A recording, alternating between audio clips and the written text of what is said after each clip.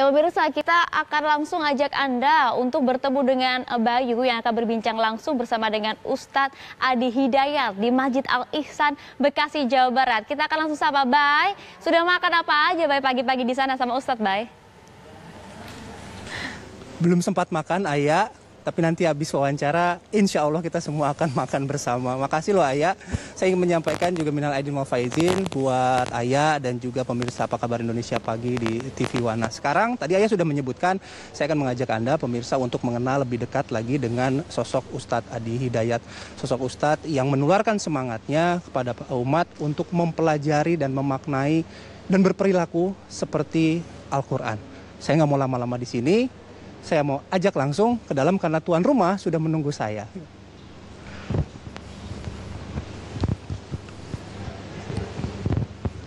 Masya Allah. Assalamualaikum warahmatullahi wabarakatuh, Pak Ustadz. Warahmatullahi wabarakatuh. Masya Allah, ada tamu. Ada tamu pagi-pagi.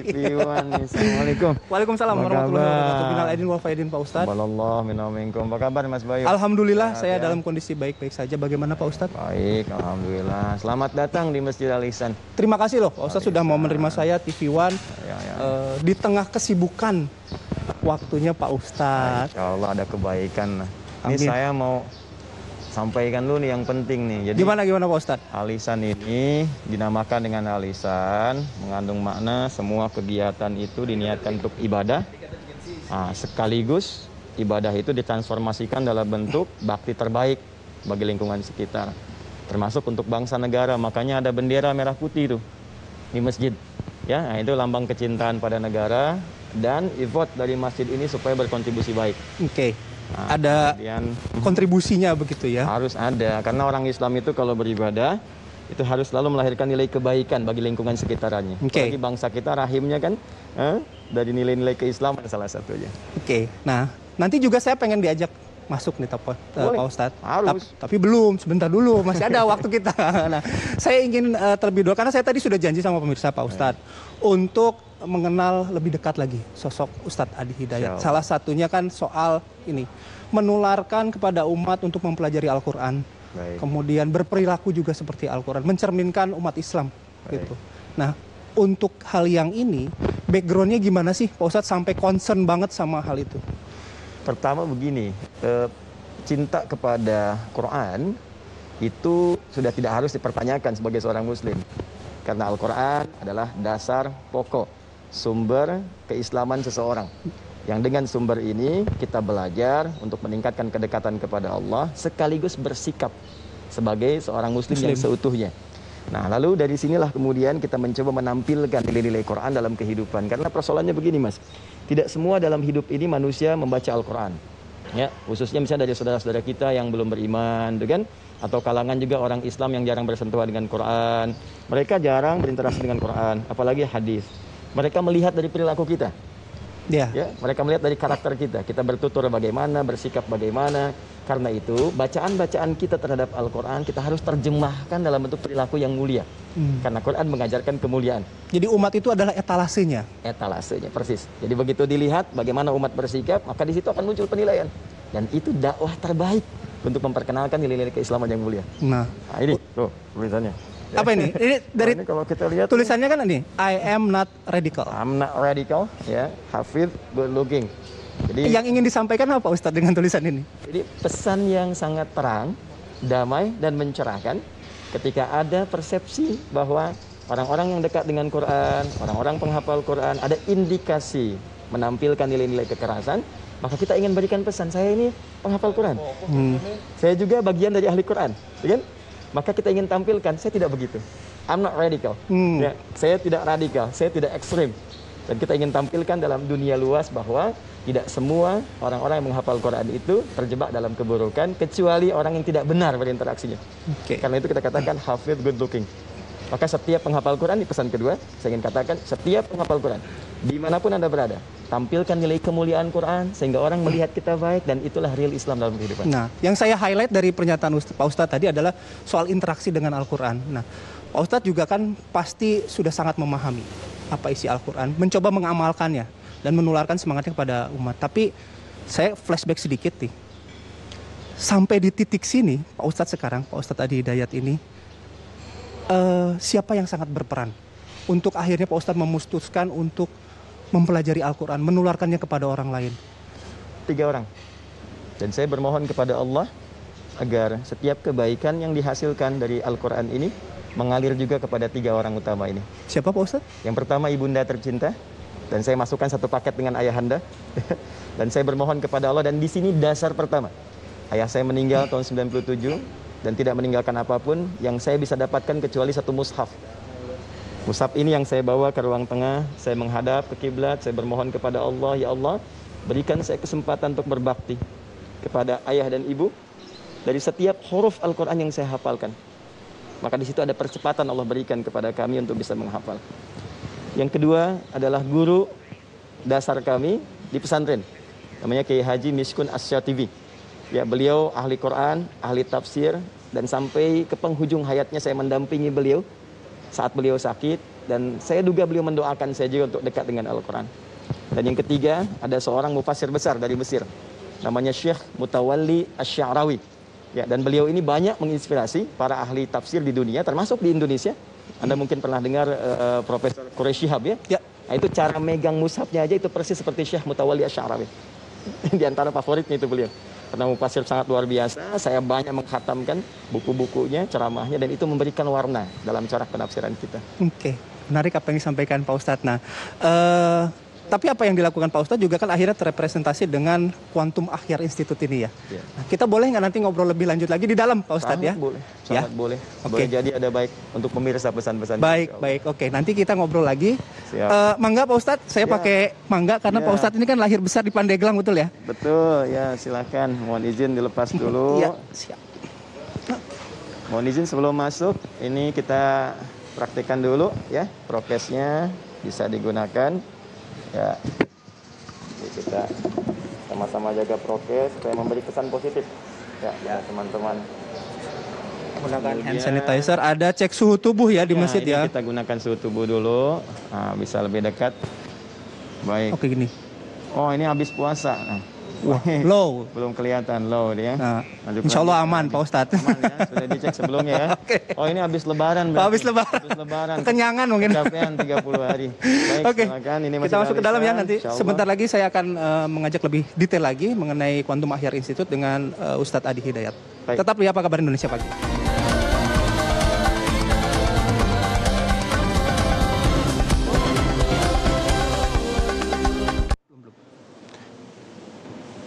Di Anda masih bersama kami di Apa Kabar Indonesia Pagi, mengenal lebih dekat sosok Ustadz Adi Hidayat. Ini Pak Ustadz izin, Baik. ini bagian dari Quantum Akhyar Institute, masjid ini. Boleh bercerita nggak backgroundnya sedikit soal ini? Quantum Akhyar Institute kami dirikan tanggal 2 Agustus tahun 2013, 2 tahun setelah kepulangan saya dari Libya. Ada banyak minat dari masyarakat untuk belajar, dan saya mengamati situasinya. Masyarakat butuh pencerahan yang sifatnya luas, wawasan juga, sehingga saya coba hadirkan kuantum, itu satu lompatan. Bagaimana masyarakat bisa belajar dengan cepat tentang nilai keislaman. Akhyar itu jamak dari kata khair, mengambil spirit dari Quran surah ketiga, Ali Imran ayat 110. Kalau Mas Bayu mau posisinya sebelah kiri paling atas. Nah itu dia. Katanya kan Pak Ustadz juga hafal tuh ya. Jadi kata Allah, kuntum khaira ummah, kalian tuh umat terbaik. Jadi kalau ada orang baik, orang Islam itu mesti lebih baik. Maka jamak dari situ namanya akhyar. Jadi saya mendirikan ini untuk mencoba berkontribusi, membimbing masyarakat melakukan lompatan-lompatan kebaikan dari nilai-nilai keislaman. Maka kita tampilkan nilai keislaman yang baik, wawasan yang luas, supaya tidak ada perbedaan pendapat yang melahirkan perselisihan. Kok kenapa orang satu kunut dengan yang nggak kunut saling berselisih? Padahal yang salah itu yang nggak sholat subuh gitu kan? Iya, iya benar. Maka kita Itu paling salah ya. maka kita buka ini yang kunut ini loh dalilnya, yang nggak kunut loh dalilnya, gitu kan? Sehingga masyarakat tercerahkan dan saling memahami. Ya, dan pusat spiritualnya ada di Masjid Al-Ihsan ini. Ya, Oke. kita bekerja sama dengan Yayasan Masjid Al-Ihsan dan menjadikan ini sebagai bagian dari pusat spiritual dan pendidikan keagamaan. Maka Mas Bayu kalau main ke sini dan pemirsa itu setiap malam Jumat ya, di luar pandemi kita ada insya Allah taklim yang dihadiri kurang lebih 10.000 orang. Sebelum pandemi 10.000 orang. 10.000 orang ya. Setidaknya dari kalau Mas Bayu jalan dari kantor tadi ke sini sampai ke sana di area sekolah ya. Ini penuh ini. Nah, termasuk teman-teman nih ya yang di belakang kita ini penghafal Quran, ini ada kegiatan pengurus yayasan itu 10.000 itu bukan cuma di daerah Bekasi. Jadi ada yang datang dari Papua, ada yang datang dari Sumatera, Kalimantan, bahkan ada yang sempat libur di Jepang mengambil cuti untuk belajar ke sini. Masya Allah, subhanallah. Dan alhamdulillah tidak sedikit yang masuk Islam. Ya, sampai ada marinir dari Belanda datang ke sini masuk Islam. Nah, Pak Ustadz tadi dari Jepang, saya juga sempat mendengar ini Quantum Mahyar ini juga konsen juga di beberapa negara ya. Di Jepang kalau nggak salah. Alhamdulillah. Jadi begini, saya buka sedikit ya. Silakan. Supaya kita lebih cerah dan terlihat ekspresinya gitu. Ini sudah prokesnya dijalani, insya Allah baik. Jadi kita punya kelas yang terbuka lewat sistem pendidikan online khususnya. Dan kita membawa campaign tentang Quran. Karena Quran itu basic bagi setiap muslim untuk menawarkan nilai-nilai keislaman yang baik. Ternyata responnya sangat positif. Jadi di dunia itu sekarang kita ada kurang lebih dengan 20 negara yang terkoneksikan ya dengan program di Quantum Mahyar Institute diberi nama dengan ALC, At-Taisir Learning Center. Jadi kita punya keluarga Quran diberi nama STUAH, cabang ALC ini. STUAH itu bukan sekolah terbuka Ustadz Adi Hidayat ya. Sekolah mirip-mirip sih. Sekolah terbuka usahakan Al-Quran hafal. Nah, jadi teman-teman yang mau bergabung itu boleh ikut ke situ. Kurang lebih sekarang ada hampir 20.000 keluarga. 20.000 keluarga hitungannya ya? Ya, di 34 provinsi di Indonesia, di 20 negara. Dan satu keluarga mungkin ada 4 orang gitu kan. Nah, jadi kalau dikali 80.000. Itu kalau kita kumpul di Istiqlal penuh 5 lantai, 250.000 orang kurang lebih. Nah, itu yang kita bawa. Selain nilai keislaman, kita juga ingin menampilkan sisi keislaman orang Indonesia yang baik. Sehingga membawa pesan-pesan kebangsaan. Orang melihat Indonesia lebih mulia, kan? Lebih bagus. Nah, ini tugas setiap muslim. Dimanapun dia tinggal, cintai tempat dia berada dan tampilkan nilai kebaikan sehingga orang melihat dirinya dan lingkungannya menjadi lebih mulia dan baik. Nah, yang mengikuti program ini Pak Ustadz, yang paling muda usia berapa, yang paling senior usia berapa? Paling muda usia 3 tahun. 3 tahun? 3 tahun. Kemudian ya itu tentu dia nanti kalau masuk online di backup orang tua. Tapi dia mulai menghafal. Jadi kelasnya ada 3 nih. Kelas pemula untuk belajar membaca. Karena mustahil kita mengetahui isi Quran kecuali kalau bisa baca. Kemudian yang kedua kelas penghafal. Jadi kalau Mas Bayu bawa mushaf kemana-mana, lihat pedomannya kan agak susah tuh ya. Tapi kalau kita hafal kan lebih ringan kan? Ya. Nah, jadi ada kelas penghafal. Yang ketiga kelas spesialisasi, menjadi kurikulum kehidupan. Ya, pengamal apa yang dihafalkan. Jadi kita punya kelas untuk dunia kesehatan. Ada kelas dokter, kemudian ada kelas juga teman-teman pebisnis, kelas pembelajar, kelas ilmuwan. Berdasarkan background begitu ya Ustaz? Background masing-masing kita turunkan. Jadi paling sepuh ada yang usianya 73. Ya, 73 tahun. Jadi dari 3 tahun sampai 73 dan tanpa batas sebetulnya. Nah, saya juga sempat dengar nih sebelum wawancara kan saya ngobrol-ngobrol dulu nih Pak Ustadz. Ya, katanya di program yang diinisiasi oleh Pak Ustadz ini ada yang bisa menghafal Al-Quran 24 jam? Jadi Masya Allah ini Mas Bayu dan pemirsa.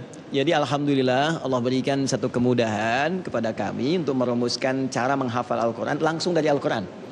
Ya, kalau metode kan banyak. Setiap orang berpengalaman interaksi dengan Al-Quran, punya metode gitu kan.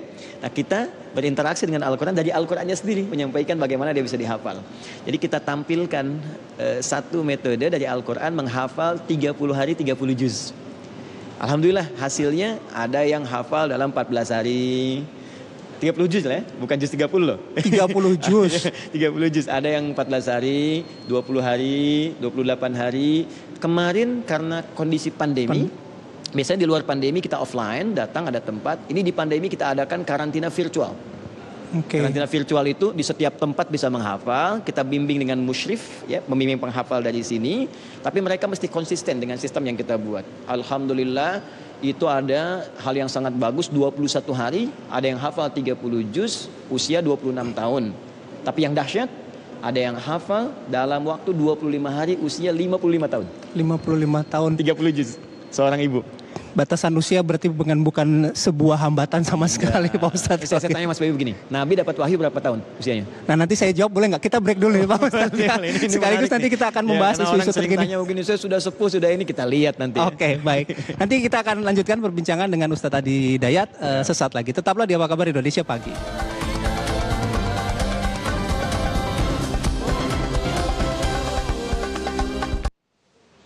Ya, Anda masih di Apa Kabar Indonesia Pagi. Saya akan melanjutkan perbincangan dengan Ustadz Adi Hidayat. Pak Ustadz, kita kembali ke tempat prasmanan. Baik.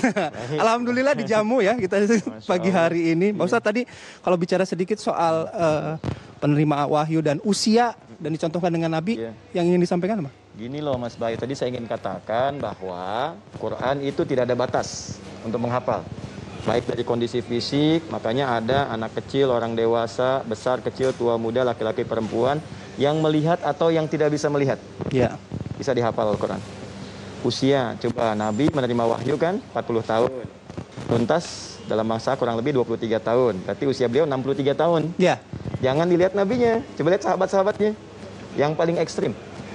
Sahabat Abdullah bin Abi Umi Maktum radhiyallahu ta'ala anhu. Sudah sepuh, mata nggak bisa melihat, masih menghafal Quran. Ya, kalau saya contohkan Abu Bakar, Umar itu biasa. Tapi lihat usianya berapa. Ustadz itu orang Arab, orang Indonesia belum tentu udah bisa hafal undang-undang, KUHP. Ya. Nah, jadi jangan pernah merasa sulit ketika akan menghafal Al-Quran. Kuncinya 3. Cintai Al-Qurannya, tingkatkan takwa kepada Allah, dan usaha yang sungguh-sungguh. Oke, minimal berangkat dari diri kita sendiri. Satu lagi saya ingin bertanya ke Pak Ustadz, saya tertarik dengan apa yang digunakan maskernya, bendera Palestina. Ini isunya sedang berkembang kepada umat, bagaimana sebenarnya kita bersikap dengan isu yang terjadi di Timur Tengah, terutama Palestina dan juga Israel. Masker yang saya kenakan, Mas Bayu dan pemirsa dimanapun Anda berada, ini support terkecil yang ingin memberikan pesan kepada dunia, bukan hanya Muslim Indonesia. Ada 2 hal yang saat ini mesti kita tampilkan. 1, memperbaiki krisis pandangan HAM, hak asasi manusia. Karena isu Palestina tidak tersekat dalam isu keislaman saja, tapi ini menjadi isu kemanusiaan.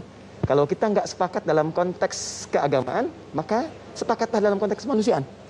Bagaimana mungkin seorang manusia bisa dengan damai melihat anak-anak kecil yang begitu mudah kemudian wafat dengan bombardir yang sangat luar biasa.